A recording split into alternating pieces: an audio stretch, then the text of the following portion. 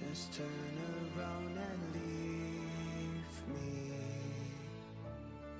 The tear in my eye drops on the floor alongside my spear.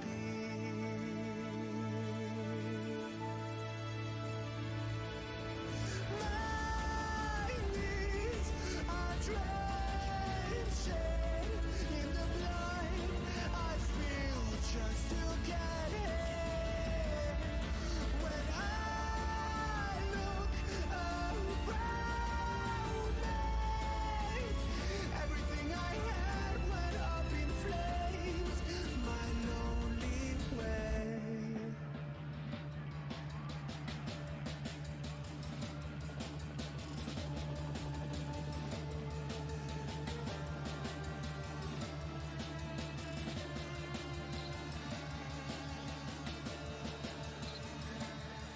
When I look around me, everything I had went up in flames, my lonely way.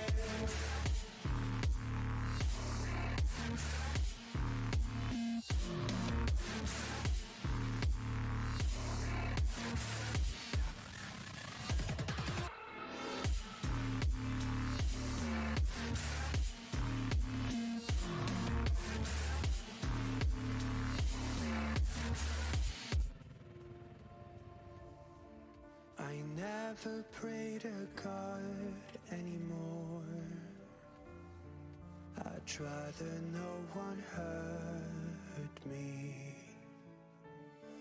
Redemption, I have waited for you to come and drown all my sin.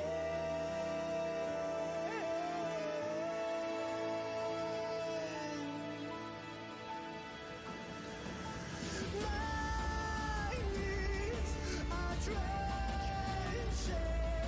in the blood I spill just to get here. When I look around me,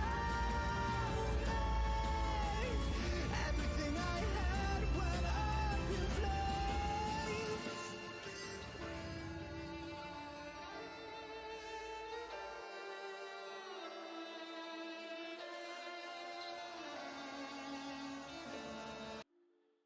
Okay, good evening. It is time for some more Star Wars.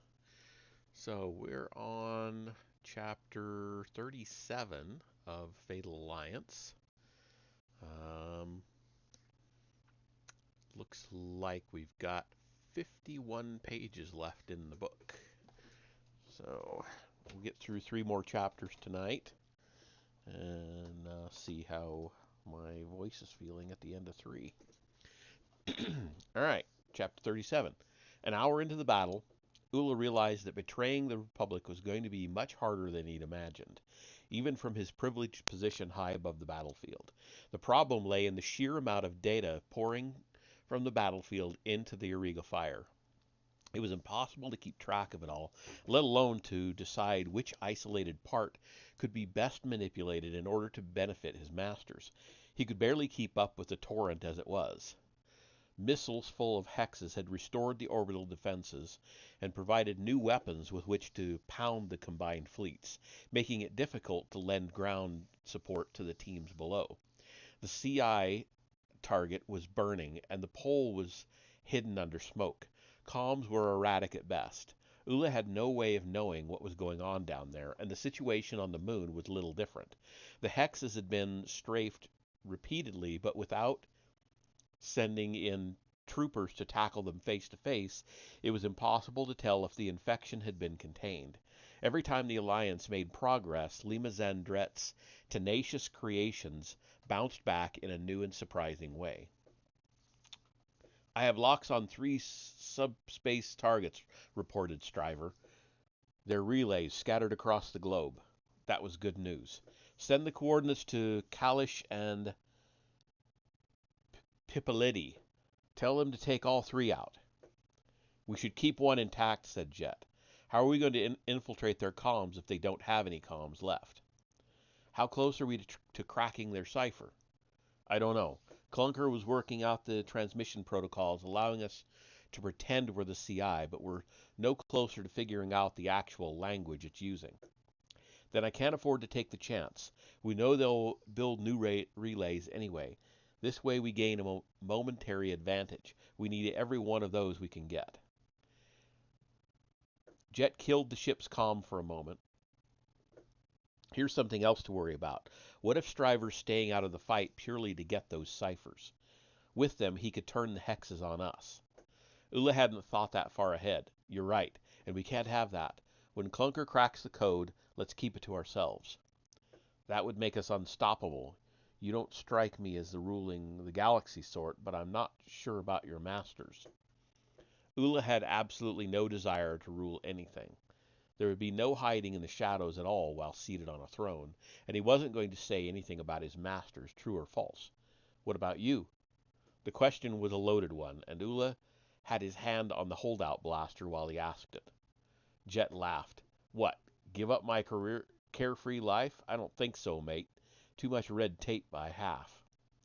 A new red light joined the many flashing on the instrument panel. An alarm joined it. Multiple launches, Jet said, all laughter forgotten, from the planet and the moon. 2 this time. He stopped and peered closer at the view screens. Something's headed our way. The CI must have noticed us sitting here, keeping entirely too low a profile. Time to move. Ula notified the leaders of the combined fleet that he was now a target and would be changing orbit. The commoner acknowledged immediately but didn't offer any kind of tactical support. The Paramount said nothing at all, just sent a squadron of interceptors. Negative, negative, said Jet to the squadron leader. Return to the fight. We'll be okay and we'll holler if that changes. The colonel's orders were very specific, came back the reply. We're not to let you out of our sights. The phrase had threatening connotations that Ula was certain were intentional. Kalish, get those ships off our tail, said Jet to the Paramount. I've got more important things to worry about than your trigger-happy hotshots. Put me through to the director, came the reply. No name, thought Ula, just a title, Colonel. He said, this is Director Vi. Our resources are needed elsewhere. We have to punch through that defensive shell to gain access to the polar regions. Darth Kratos explained your situation, Kelly said over him. I really must insist. Ula closed his eyes. This was an open line. If he bowed to the colonel's wishes, it would be tantamount to acknowledging that he favored or could at least be influenced by the Imperials. The time was not yet right to do that. Negative, Colonel. I have advised you to send your fighters elsewhere. Recall them, or I will be forced to interpret your intentions as hostile and request assistance from Captain Pippoliti. Again, the Paramount said nothing, but the ships did at least change course. Uma mopped his brow. Not only was he failing to betray the Republic, but he was now being forced to defy an officer in the Imperial Navy. Why are we doing this again? Beats me, said Jet. Officially, I'm still hoping to turn a profit, but that's looking less and less likely every minute. Is that really all you're interested in? Ula asked, suddenly irritated by the smuggler's pretense. Can't it be? Jet shot back. I think you're doing yourself a disservice. If people knew what you and your ship could really do, no one would ever let me dock anywhere. If they think I'm a hopeless bum, that gives me an edge. It keeps me safe. Like Tassa Barish. If she'd known that I could have taken my ship back any time, she wouldn't have let me hang around to see what happened. And if I hadn't hung around, I wouldn't be here. Granted, here is not looking so comfortable at the moment, but that could change. Life is surprising. I think we'll pull something out of the hat. It just seems dishonest. Jet said, you should talk. Ula bristled. What do you mean? Come on, mate. I know what you are. I've known from the second I saw you. Why do you think I asked you for a drink? Ula drew the holdout blaster and pointed at Jet. Tell me what you think I am. I think you're a braver man than you're letting on, Jet said without flinching. To your superiors, you're just a pawn. To your enemies, you're worse than evil. You're caught between wanting to do your job and trying to keep your job hidden. It drives you crazy, but you can't confide in anyone. You have to keep it all locked away, and no one ever appreciates how hard that is. We're expected to just keep on going, blokes like us, because if we trip, there's no safety net. Ula bristled. I'm nothing like you. We're more alike than you think. I've been a pawn, and recently, too. Why do you think I was working as a privateer? It wasn't for the good times, let me tell you. You're unprincipled, amoral. I'm glad you think so. That means the cover's working. You're not making any sense. Why are you telling me this? Do you want me to shoot you or not? I want us to work together exactly as we have been. How can we possibly do that now? You're speaking like one of them, said Jet, gesturing at the holo projector. You're not human, but you look human to me. What does it matter who we really are? It's what we do that matters. What am I supposed to do? You can put the blaster down for the start before I ask Clunker to take it from you. Ula stared at him for a long, tortured moment. They had a battle to coordinate, and what had really changed? Jet could have revealed Ula's secret at any time, just as Ula could have revealed Jet's, making them even. Nothing was causing the confrontation between them except his own uncertainty and doubt. If Jet thought him brave, perhaps it was time to be. All right, he said, lowering the blaster. Clunker, who had approached somehow without Ula noticing, stepped away.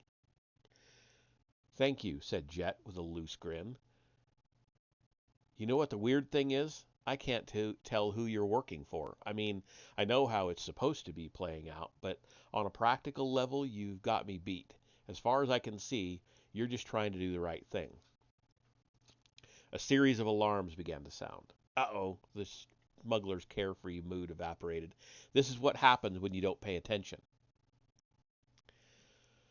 Ula hurriedly scanned the telemetry. More launches, more agglomerations forming to target the combined fleets. Still no good news from the ground, and no word at all on Laren or her platoon. A mixed squadron of Republic and Imperial fighters had suffered an internal disagreement, leading to an exchange of fire, and a Turbodyne 1220 dropship had collided with a Republic NR-2 during an assault run. Fierce recriminations were being exchanged by the two sides, and neither Captain Pipoliti nor Colonel Kalish responded to his hails. Now what? Asked Ula. Well, if we're not going to run, said Jet, I suggest we turn the full capacity of our scheming minds to find a way to survive. Wait a minute, where's Stryver? I can't see him. He could be around the backside of the moon, or... An urgent beeping joined the already strident alarm calls. The map of Sebadon turned red at the South Pole. Ula stared in amazement as the defensive shell of hexes began to part, creating an opening. They're letting us in? Don't bet on it, said Jet. Through the opening in the orbital defenses flew the familiar silver quarter moon of Stryver's ship, rising up in a perfectly vertical line. What's he doing there? Running, I think. Close on Stryver's wake came a monster bursting from the heart of the planet. Ooh. Interesting little cliffhanger for that chapter, and that is the end of that chapter. So, jumping right into chapter 38. Laren ignored the shrieking of alarms and the flashing red lights filling her suit's helmet. The unlucky shot appeared not to have damaged the fuel line in her jet chute, but its gyros were completely destroyed. If her airfoil had been intact, that would at least have had a stabilizing effect, but it was nothing but tatters now. Kicking and skidding wildly across the sky, she was completely out of control. She refused to give in. There had to be a way to bring the jet chute down safely, and her with it. First thing first, to get manual control of the jet. It was behind her, but by letting out the restraints, she could wiggle around so it was thrusting from her chest. The noise was deafening. She darkened her visor so the flashes wouldn't blind her. At least she still had her instruments. It was hard to get a sensible altimeter reading, so she didn't know exactly how much time she had, but the temperature outside was clear, well below the line. Any exposed flesh would freeze solid in just moments. All the better to work quickly then. Tugging off her left glove, she used the artificial digits of her prosthetic to pull at the thruster case. It fell away behind her, up or down, she couldn't tell. The horizon was turning wildly around her. Just glancing at it made her feel giddy. She concentrated on the wiring inside the jet chute casing instead. Steam hissed into the air, the thin, cold air, sorry. Luckily, her fingers weren't affected by heat either. The jet chute was an uncomplicated machine designed to be rugged rather than versatile. There would be all sorts of safeties and overrides, but she didn't need them. She just wanted the switch that turned the thrust on and off. A sharp tug on a particular component had the latter effect. Suddenly, everything was still and she was weightless. The world below still turned, but at least it wasn't changing direction 3 times every second. Now that she had to look at it, she could see how much closer it had come, perilously so. That wasn't what mattered. At the moment, she had to correct her spin. She counted furiously under her breath, judging the correct burn by instinct more than conscious calculation. She shoved her artificial fingers into the hot innards and switched the thrust back on just for a second. She jerked across the sky, slewing madly. Too much, too long. She had to be more precise. Counting again, she tried a second time with more success. She was still tumbling afterward, but not so badly that the thickening air couldn't get a stabilizing grip on her. She spread her limbs in a star shape until she was falling steadily face forward. The complex at the planet's south pole was coming up at her with frightening speed. She activated the jet chute and kept it on full, fighting it at every moment to keep it pointing straight down. It was like trying to balance on a pin. The slightest wobble threatened to tip her over and put her back where she started. She gritted her teeth and held on. Slowly, steadily, her downward plunge began to ease. She had time to examine where she was landing. It was a broad, flat plain, crisscrossed with deep cracks that looked too straight to be natural. A door was her first thought, leading to something underground. Around it stood a number of cannon emplacements, all aiming for targets elsewhere, fortunately. It was hard enough just coming down straight, let alone dodging. She wanted to look behind her to see where the others were, but the merest attempt to do so threatened to upset her delicate balance. Slower and slower she fell until she was traveling barely more than running speed. The ground was just dozens of meters away. She began to feel relief. Against all odds, she was going to make it. With a guttering cough, the jet chute ran out of fuel. "No!" she yelled. But words weren't enough. She was falling again and rapidly gaining speed. Just seconds lay between her and being squashed like a bug against the hard surface of Sebadon. Nothing could save her now. Strong limbs wrapped around her chest. With a gasp, she felt herself squeezed tight and pulled backward. She couldn't see what had happened, but she recognized the gloves gripping together in front of her. They were standard Republic issue. The jet chute belonging to the owner of those gloves strained and whined, slowing them so they landed with a tumble, not a splat. Laren couldn't believe her luck. Clambering to her feet, she helped her savior free of his jet chute and airfoil harness. His faceplate cleared, and she recognized Hetchke. "Couldn't let you go like that," he said matter-of-factly. "Equipment failure is inexcusable." "Thank you," she said, meaning both syllables with all her heart. "What happened to Jop?" "Called me for help. Didn't you hear him?" Laren hadn't, but she didn't press it. She had been a little busy at the time. The important thing was that she had survived. As long as Jop stayed out of her way, they needed never talk again about how his hesitance had almost cost her her life. "Right," she said, slipping her glove back onto her frost and heat blackened hand. "We've got some regrouping to do and hexes to kill. Any idea where our squads came down?" They ran together for the rendezvous point, jumping over 2 of the deep cracks along the way. They were definitely machined into a ferrocrete-like surface with some kind of black sealant at the base.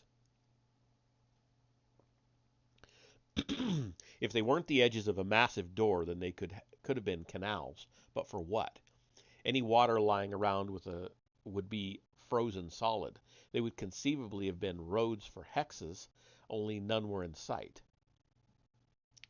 The rendezvous point was a mess of weapons fire. Republic and Imperial troops had dug in and were either setting charges or laying covering fire, hoping to take out the cannons in range. Major Cha barked orders over the patchy comms as bombardment rained down from above. Imperial combat droids lumbered in perfectly straight lines across the battlefield, spitting fire at distant targets. Laren hadn't grasped how large the master factory site truly was. Standing on top of it, she couldn't see the edges. Moxla, take a squad and put Tower number 5 out of business. I'll send someone after you once you're laid in. Yes, sir. There was no easy way to tell one squad from another, so she picked a sergeant at random and assigned him to the mission. He was on an Imperial, but that didn't matter. On the ground, under enemy fire, troopers were all the same. Several supply sleds had come down nearby, and she helped herself to all the launchers and charges she could carry. With the sergeant and his squad in tow, she loped across the flat dome, carefully watching the orientation of the cannon emplacement. At some point, they would be noticed. She crossed another crack and dropped down inside. It was just deep enough for her to crouch out of sight. She followed the crack until they were as close as they needed to be, and there she ordered the squad to stop. Get those launchers unloaded and ready to fire, Sergeant. I want 3 of your best shots to go on ahead to provide distracting fire, another 3 to go back and do the same. Spread out and space your rounds. Keep that emplacement busy. Yes, sir. The launchers were lightweight and easy to assemble. They were ready in moments. As a broad field of fire converged on the tower, more potent punches attacked it at regular intervals, shrouding its uppermost reaches with thick black smoke. Still it fired, though. You and you, Laren said, pointing at 2 troopers at random. With me. She grabbed a belt of explosive charges and leapt out of the trench. The troopers followed, running hard for the base of the tower. The emplacement was already busy tracking multiple targets. Hopefully 3 more would escape unnoticed. Halfway there, they were targeted. The trooper on her right went down, blasted up his middle by pulses of purple fire. Laren and her sole companion dodged left, and the next wave went wide. Then it was targeting the grenade launchers again, and they reached the base unharmed. It was 10 meters across and as solid as a mountain. She gave half the charges to the trooper, 1 every 2 meters, set to blow on my command. He nodded and set off, moving around the base in the direction opposite hers. When they met up, they retreated as far as they dared and dropped flat. The emplacement didn't seem to notice them. It was firing upward at something she couldn't see. She pushed the remote detonation switch, and debris exploded over their heads. The top of the tower began to fall. Then a much brighter flash came from behind her, and the ferrocrete ground bucked. Laren glanced back and saw a large mushroom cloud rising from the rendezvous point. It had been hit by heavier munitions than she'd seen in play from the hexes before. Either Zandret's droids had evolved again, or they'd knocked something from above off course. Maybe, she thought, that was what the emplacement had been firing at right before she destroyed it. Bombardment, deflected just enough to hit the invading forces. It was going to take ages for the dust to settle, but at least the comms had cleared. She got up and put out a call for all officers to report in. Hetchke spoke up from the other side of the dome, and 1 Imperial lieutenant. No others. No Major Cha. A silver shape flashed through the clouds above, glinting in the sun. Is that you, Stryver? She called. Tell me what you see up there. One of the major subspace sources is right under your feet, the Mandalorian replied. Why put it so far from the CI?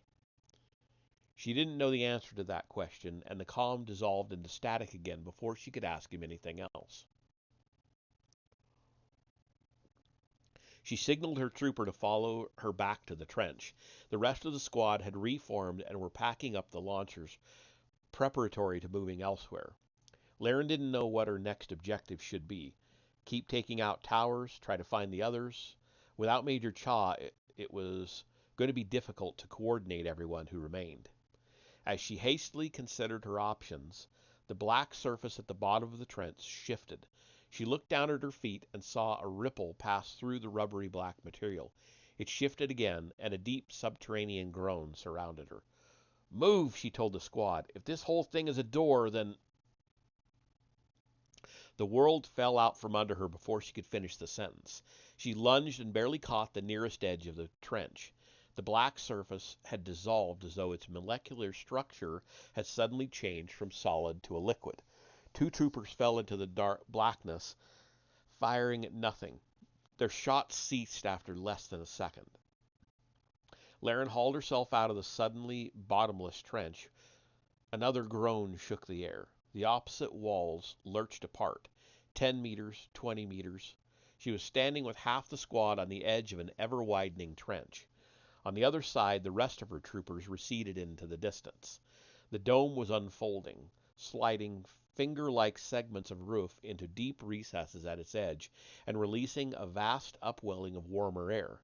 Tendrils of fog sprang into being, mixing with the smoke and creating strange shapes all around her.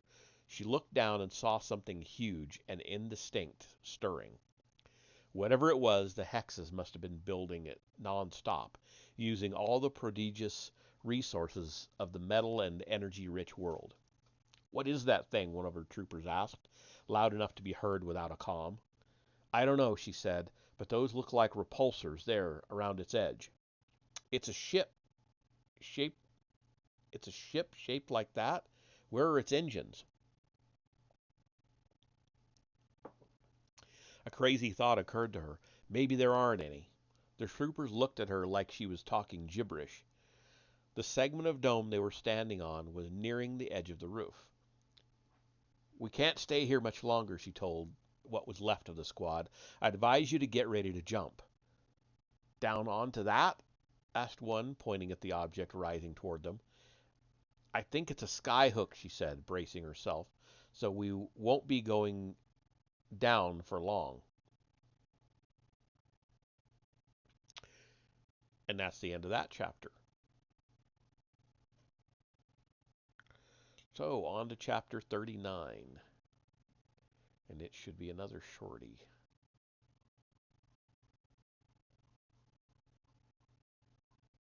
Yeah, okay. Chapter 39. Shigar stepped out of his jet chute harness and stared in horror at the bubbling, bright red lake where his intended landing site had been. He had watched the furious equator-bound descent of the transport while riding down in its wake. Its impact had sent a shock wave through the complex maze, which buckled and then subsided into the fluid beneath. Everyone on that maze had been swallowed. There were only a few late arrivals left standing around the edge of the crater like him, staring down into the death of all their hopes. Master Satil had been in the maze somewhere. With Eldon Axe, Shigar had tried calling his master via both the suit and the force, but received no response to either. All he could see moving were hexes, bobbing and swimming through the red tide, apparently unharmed. 3 surviving cannon emplacements fired at anyone in range, to little effect.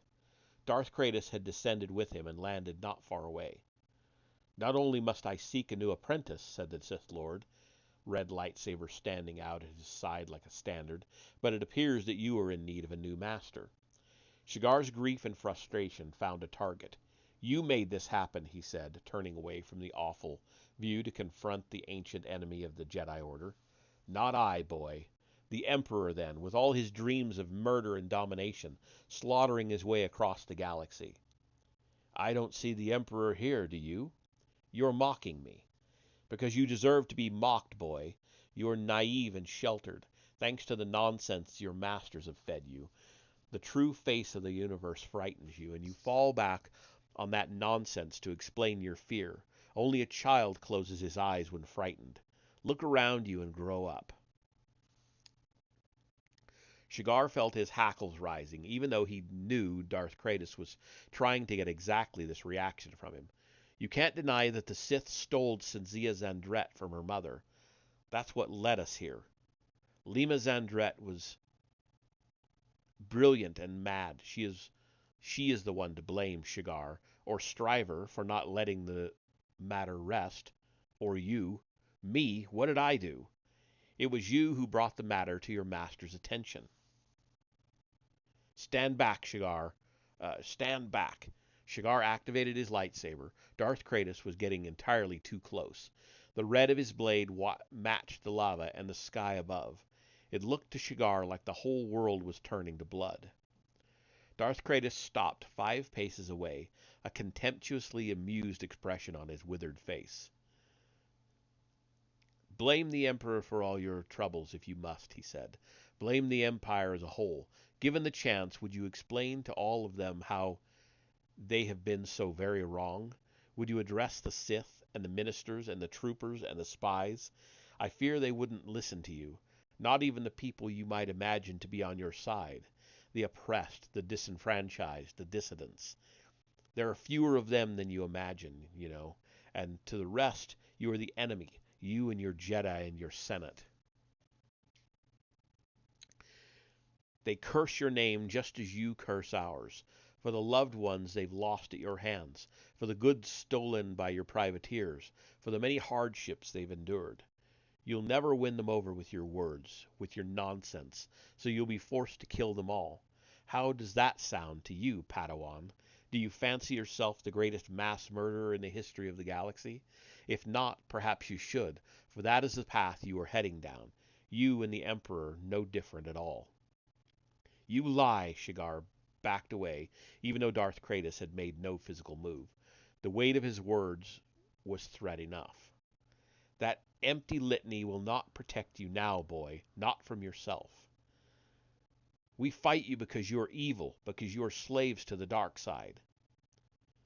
All those billions and billions, would that the Sith were so plentiful. You have seduced them, twisted their thoughts. They obey you because they fear you. Is the Republic so different? We have laws, safeguards against abuses of power. We have laws too, albeit different ones, and the Emperor is the ultimate safeguard. There can be no miscarriage of justice under his rule, for his word is law. Where is your precious justice on Coruscant? How has the Republic benefited from your leader's inept fumbling?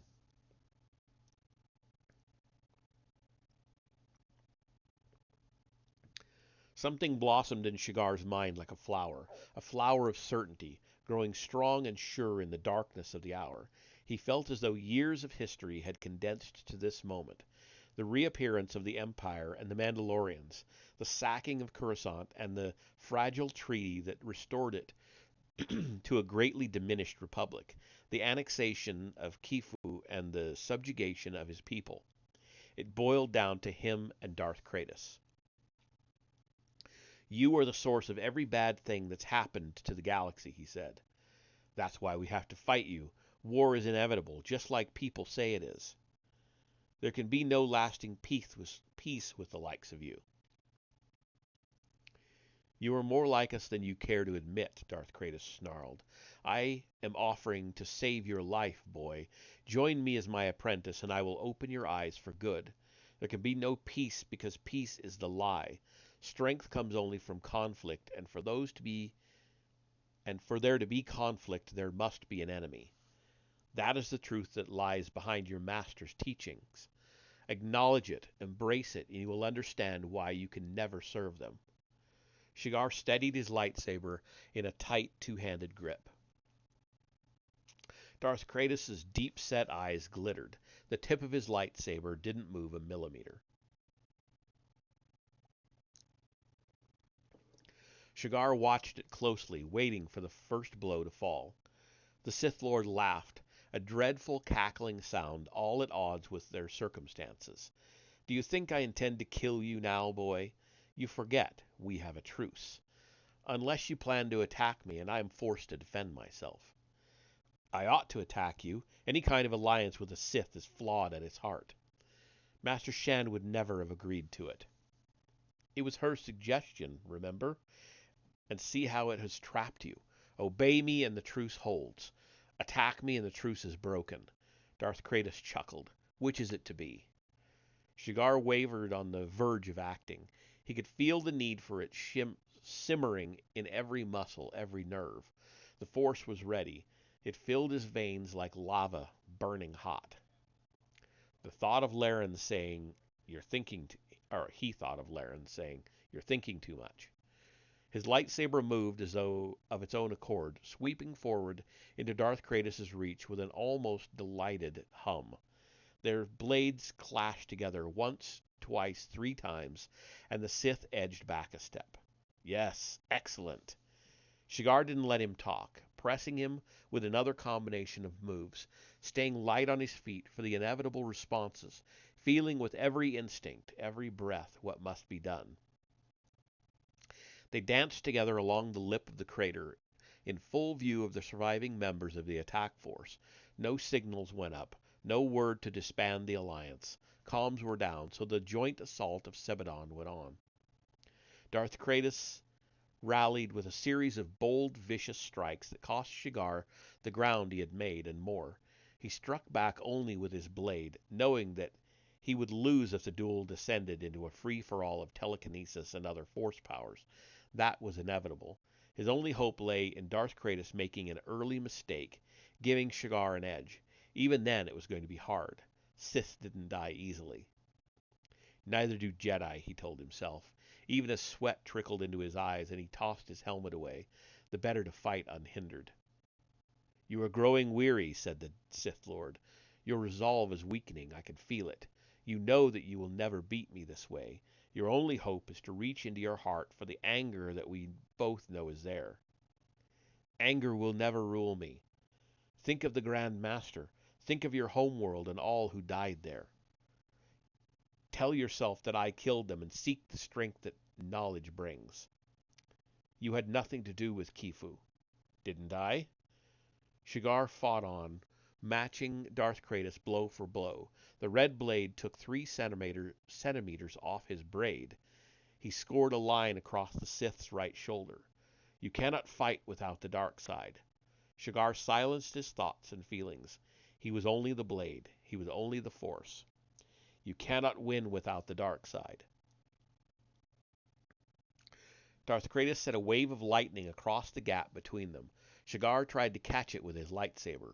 The shock coursed up the blade into the hilt, and from there into his right arm. It burned like acid, much more powerful and insidious than the blast Elden Axe had hit him with on Hutta.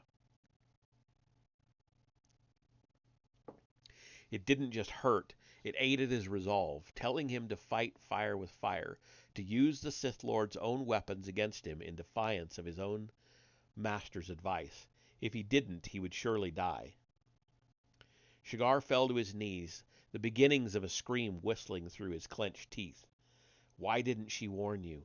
The whisper of doubt in his mind had a voice now. Your master is famous for seeing the future, so why didn't she tell you this lay ahead of you? Because there was nothing she could do about it, that's why. Her teachings are weaker than those of the Sith, and she knows it. She knows that the Jedi will lose the war that's inevitably coming. She knows the Emperor will win. By keeping this secret from you, she has killed you. She lied to you, just as the High Council has lied to you. They don't care about justice. They are corrupt and weak. All you have to do is turn your back on them and you will live. Darth Kratos' lightning passed through Shigar's body and down to his left hand. There it concentrated into a ball, blindingly bright, waiting to be set free. Strike me, said the voice, and rise up again, stronger than ever before. Die, said Shigar in a voice that didn't sound like his own. Die! When he raised his hand, Darth Kratos wasn't even looking at him. The Sith Lord's attention had been captured by a shadow that had fallen across them. The thing that had cast it was enormous and bulbous, like a fist as big as a city rising slowly out of the lake, lava dripping from it like water. Such was his shock that the Sith lightning concentrated in Shigar's left hand fizzled out. The rest went with it, along with the pain. Shigar understood then, with piercing clarity, that he had been the source of all of it, even ever since Darth Kratos' initial lightning strike. The voice whispering in his mind and the doubts it had expressed had been none other than his own. His lightsaber lay in blackened pieces at his feet. His suit stank of smoke. He stood up. The thing from the lake towered over them, no longer rising, just looming, blocking out the sky. The noise it made was deep and resonant, like the song of a deep-sea mammal. It sounded like a summons, offered in the language of worlds. A small silver dot moved across the sky, Stryver's scout. Beyond that hung the brilliant constellations of the combined fleets. Flashes of light danced among them, indicating that they were returning fire. Shigar couldn't tell if they were firing at the hexes or one another. He looked down at his hands. His gloves were burned right through, but his fingers and palms were undamaged. "This is the path laid down for you," said Master Satil into his mind. They were the same words she had used on Coruscant. Shigar almost wept with commingled triumph and despair. She was alive, but where did that leave him? Was he tainted by the dark side even though he hadn't actually struck out at Darth Kratos? Had Master Satil truly known all along that it would come to this and never warned him? Again he thought of Laren, telling him that he was lucky for being lifted out of obscurity to train for the Jedi Order. He had even believed her and found strength in the knowledge that his master and the High Council would endure. Whatever happens today, you'll go back to the life you know. Not anymore. Huh? The galaxy is painted in black and white, he realized, feeling the truth and certainty of it deep in every bone, but from far enough away, it all looks gray. And that's the end of that chapter. Well, do I want to do another one? Let's see. Is it going to be a... Yeah, it's really short. I'm going to go ahead and do one more chapter. So we'll get through chapter 40 tonight.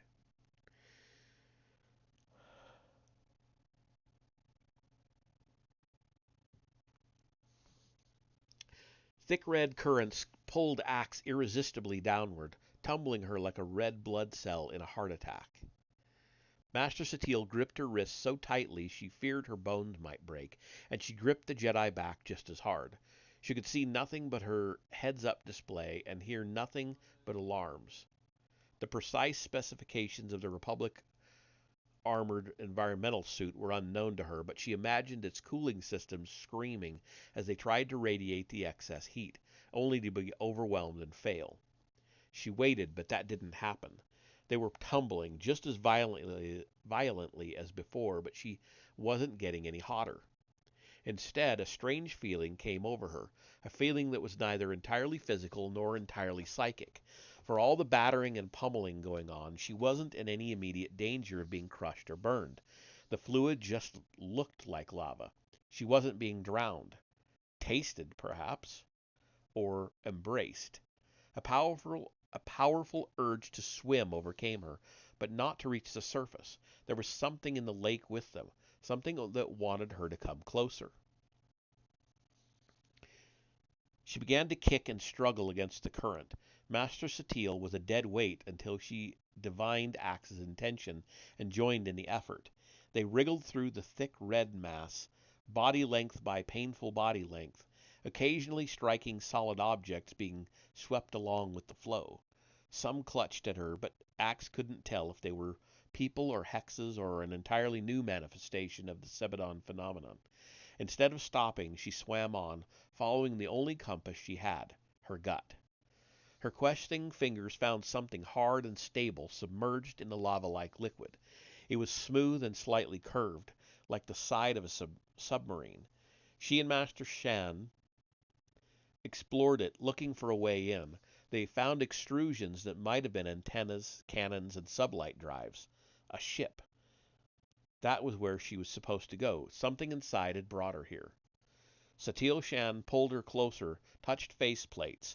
The red liquid parted just enough for Axe to glimpse the Grand Master's private universe. Her face was drawn but composed. Airlock, she said. This way. Do you think it'll work in this stuff? There's only one way to find out. They pulled apart, and Master Satil guided her hand to the panel she had found. The controls were instantly recognizable. Axe had seen them on thousands of ships, thousands of Imperial ships. She pushed the top button open. A sudden current swept them closer as the empty chamber sucked in fluid. Then the door was completely open. They swam inside and fumbled for the interior controls. The door slid silently shut, leaving the unceasing turbulence of the fluid outside behind them. Axe floated in silence for a moment, grateful for the respite, the chance to think. Where were they? What was she doing? What had brought her here? She should be swimming for the surface, not exploring sunken artifacts while the rest of the mission fought around her. Are you going to open the inner door? Asked Master Satil, pressing close again. Of course she was. She'd come too far to turn back. Her instincts tugged her on, despite her misgivings. When she touched the cycle button, pumps in the walls strained to drain the fluid away. Weight returned, along with light and air. They finally let each other go. Axe wiped her faceplate clear, and she saw Master Satil doing the same. In the midst of such strangeness, she looked as small as Axe herself. She was glad she wasn't alone.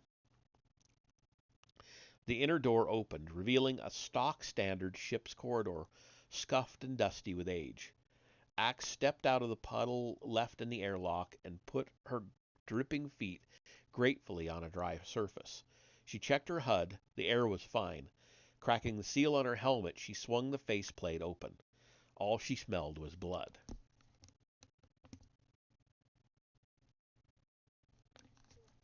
Master Satil stepped up beside her with her faceplate open too. Any idea whose ship this is? Axe kept her thoughts to herself for the moment. She walked along the corridor to the first intersection, mentally plotting the layout. If this was a light cruiser, she decided, the command deck would be to the right, holds to the left. Crew quarters down the first ladder and engineering ahead. She chose to go right and was rewarded with success. The command deck was small but felt spacious for being so empty. No instrument panels glowed. No holoprojectors projected. The only signs of life were the lights shining down from above. Generators clearly functional, said Master Satil, but the control systems have been disconnected. If you're thinking of getting off Sebadon in this thing, you can forget about it. The floor shook beneath them, and Axe was reminded that although the fluid that had engulfed them hadn't been lava, they were still standing on top of a giant geothermal drilling site on a world whose skin was about as stable as a water balloon's. The ship rattled and creaked around them. The echoing of its many complaints sounded like a voice gradually fading into silence. Comms are blocked by the hull, Master Satil went on.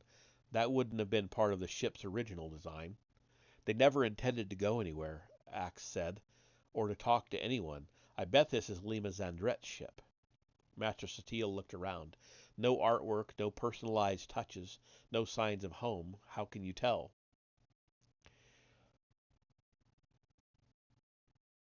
There is a freight airlock aft, Axe said, avoiding the question. They headed back the way they had come. Let's see what's through there. On the way, they passed row after row of empty rooms, confirming Axe's feeling that the ship had been abandoned. Zandret and the other fugitives had stripped everything useful or personal and moved it elsewhere. Maybe the ship reminded them too much of what they had left behind. Maybe they had built more comfortable quarters elsewhere. Perhaps they had kept it as a memento, more as a symbol of their isolation and abandonment, and never intended to use it again. When they had returned to the galaxy, they had used a different ship entirely, one they had built themselves.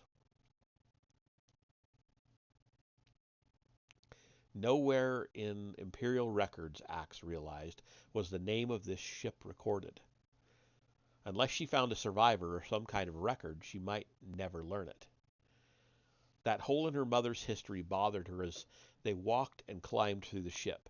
She knew it meant nothing, really, and that sticking on this point was a kind of self-defense against the much wider holes that might soon be filled in.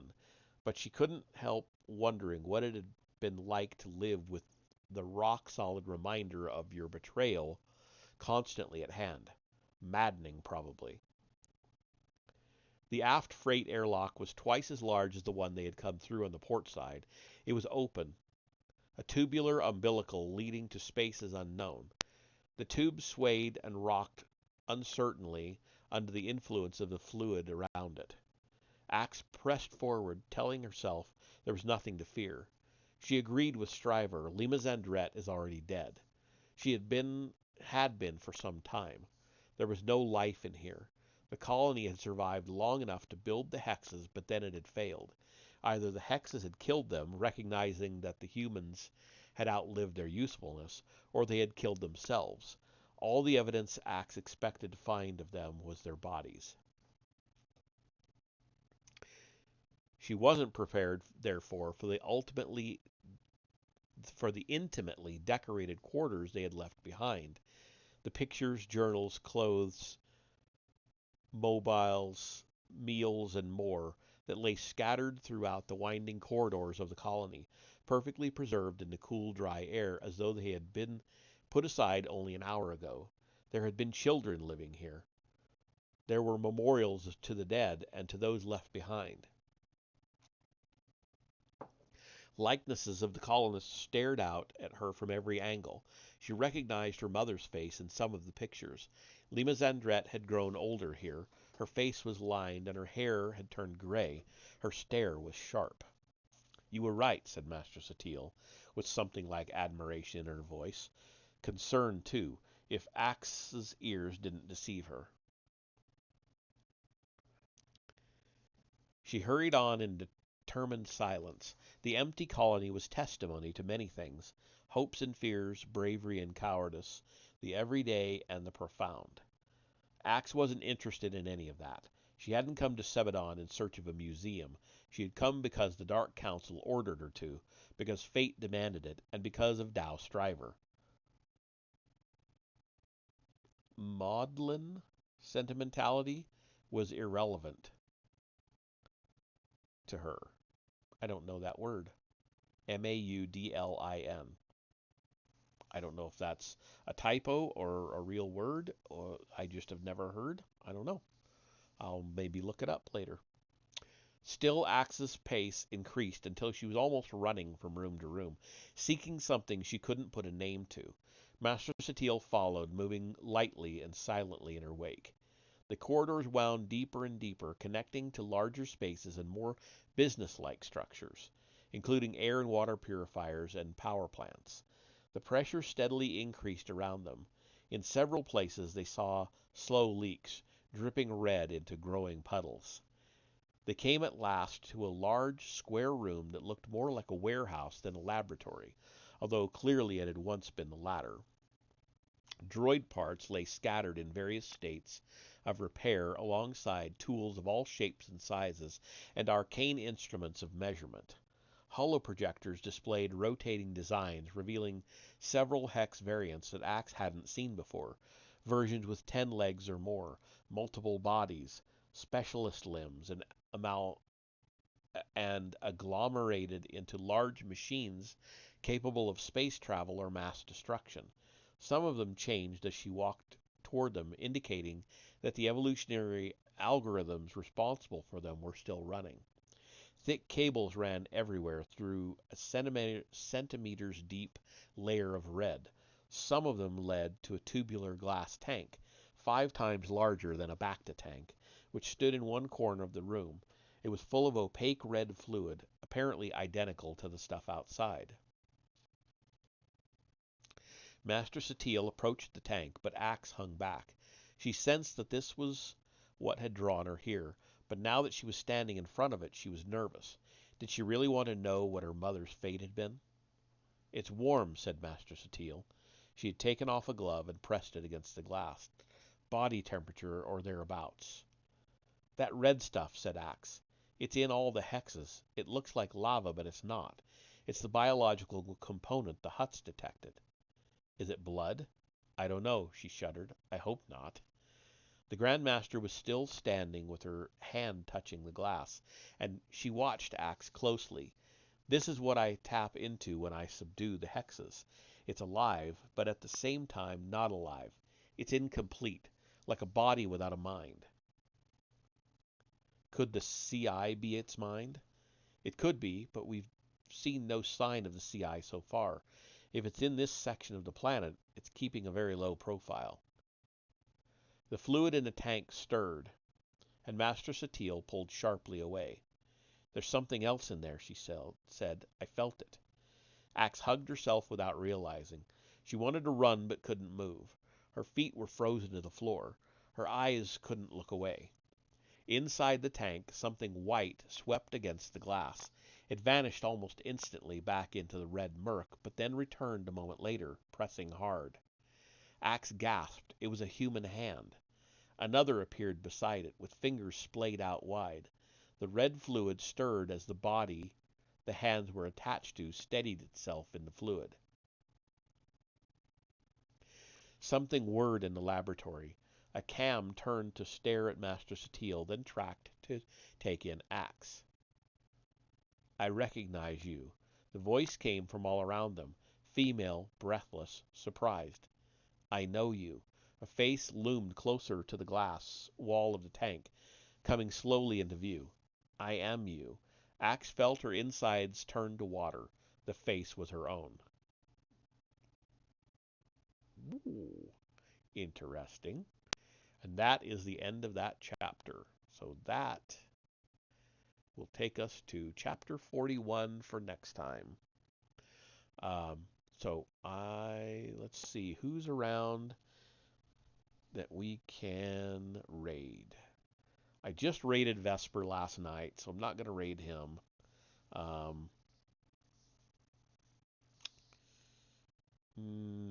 Some D&D stuff. Dead by Daylight, I have no interest in that game whatsoever. Minecraft, I have no interest in whatsoever. So we'll just call it there. And I will see you all tomorrow night for Forbidden Science. See you then.